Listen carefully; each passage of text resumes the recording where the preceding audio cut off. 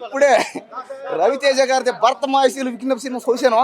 నిజంగా భార్యాభర్తల మధ్య జరిగే గొడవల్ని, భార్యాభర్తల మధ్య జరిగే సంభాషణల్ని, భార్యని అంటే పెళ్ళాన్ని పెళ్లి చేసుకుని మనం ఎవరితో అయినా ప్రేమించినా, ఏదైనా అమ్మాయితో మనం ఎఫ్ఐఆర్ ఏమన్నా జరిగిపోయినా దాన్ని మళ్ళీ ఎలా ఆ ప్రాబ్లమ్స్ని క్లియర్ చేసుకోవాలో అనేది ఈ సినిమా అనమాట.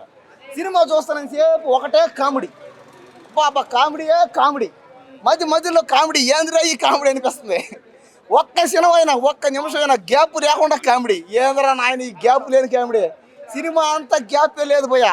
కాబట్టి సినిమా మొత్తం కామెడీ ఉంది. పాటల్లోనూ కామెడీ, ఫైట్లోనూ కామెడీ, స్టోరీలోనూ కామెడీ, మొత్తం కామెడీ. కాబట్టి 2.5 గంట సేపు ఉంటే సినిమా 2.5 గంట కామెడీ. కాబట్టి ఇదే కావాలి మాకు. ఇంకోటి ఏంటంటే రవితేజ గారి ఫ్యాన్స్ అందరూ కలిసిపోయారు. అందరూ చూడండి, ఆ సినిమా చూసి అందరికీ అర్థమైంది, జ్ఞానోదయం అయింది. ఏమని అభిమానులు అంతా ఒకటవ్వాలని. అదేవిధంగా థియేటర్లో గొడవలు అల్లర్లు ఏం జరగకుండా అభిమానులు అందరూ కలిసిపోయారు. పెళ్లి సంబంధాలు మాట్లాడేసుకోవారు, అందరు ఇంకా కలిసిపోయారు అనమాట. వాళ్ళు అదే ఇద్దరు నడగలా బాగానే ఉన్నాడా, నలిగింది ఏం లేదా, లాస్ట్లో యాక్సిడెంట్ అయింది అంతే. ఎంజాయ్ అనమాట, అంటే భార్యతో ఎంజాయ్, ఆమెతో ఎంజాయ్ అనమాట. నేను కూడా అదే చేస్తాను ఇప్పుడు. నేను కూడా ఎవరిని అమ్మాయిని పెళ్లి చేసుకుంటాను, తర్వాత పక్క దేశం పక్క రాష్ట్రం పోతా, ఆ అమ్మాయిని కూడా ప్రేమిస్తా, ఆ అమ్మాయితో కూడా మంచిగా జంచిక్ జమ అవుతాయి. తర్వాత వచ్చి మళ్ళీ పెళ్ళంతా మళ్ళీ క్లియర్ చేసుకోవడం ప్రాబ్లం.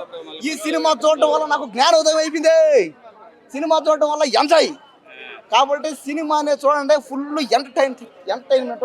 ఈ సంక్రాంతికి ఇది ఒక పెద్ద హిట్ అవుతుంది, అందరూ చూసిండి.